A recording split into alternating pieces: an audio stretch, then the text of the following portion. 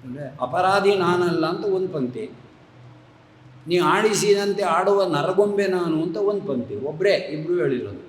ಹಾಗಾದ್ರೆ ನಾ ಅಪರಾಧಿ ಹೌದು ಅನ್ಕೋಬೇಕಾ ಅಲ್ಲ ಅನ್ಕೋಬೇಕಾ?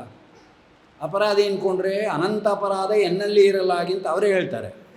ಓಲಿ ಅನಂತ ಅಪರಾಧ ನನ್ನಲ್ಲಿದೆ ಅಂತ ಆ ದೇವ್ರ ನಾಮ ಇಟ್ಕೊಳ್ಳೋಣ ಅಂದರೆ ಅಲ್ಲ, ಇನ್ನೊಂದು ದೇವ್ರ ನಾಮ ಹೇಳ್ತಾರೆ.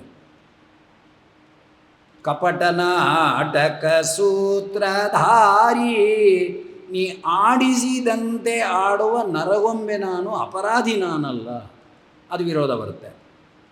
ಓಲಿ ಇನ್ನೊಂದು ಇಟ್ಕೊಳ್ಳೋಣ ಅಂದರೆ ಕನಕದಾಸರ ಹತ್ರ ಹೋಗಿ ತಮ್ಮ ಅಭಿಪ್ರಾಯ ಏನು ಸ್ವಾಮಿ ಅಂತ ಕೇಳೋಣ ಅಂದರೆ ಅವರಂತಾರೆ, ನನ್ನಿಂದ ನಾನೇ ಜನಿಸಿ ಬಂದೇನೆ ದೇವ, ನಾನೇ ಬಂದ್ಬಿಟ್ನಾ? ಓಲಿ ಅದಕ್ಕೆ ವಿರೋಧ. ಗಟ್ಟಿ ಮಣ್ಣ ಶಿಶುವ ಮಾಡಿ ಹೊಟ್ಟೆ ಒಳಗೆ ಇರಿಸಲಿಲ್ಲ, ಕೊಟ್ಟ ದೈವ ಕೊಂಡು ಹೋದರೆ ಕುಟ್ಟಿಕೊಂಡು ಅಳುವೆ ಏತಕ್ಕೆ. ಬಾಬಾ ಒಂದಕ್ಕೊಂದಕ್ಕೆ ವಿರೋಧ. ಎನ್ನ ಸ್ವತಂತ್ರವು ಲೇಷವಿದ್ದರೂ ತೋರು, ಕನಕದಾಸ.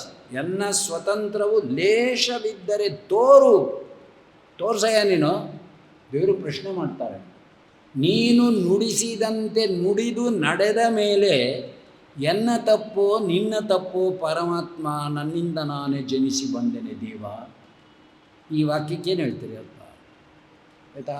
ಎಲ್ಲ ಸೇರಿ ಸಮನ್ವಯ ಮಾಡಿದ್ರೆ ತತ್ವ ಸಮನ್ವಯ ಆತು.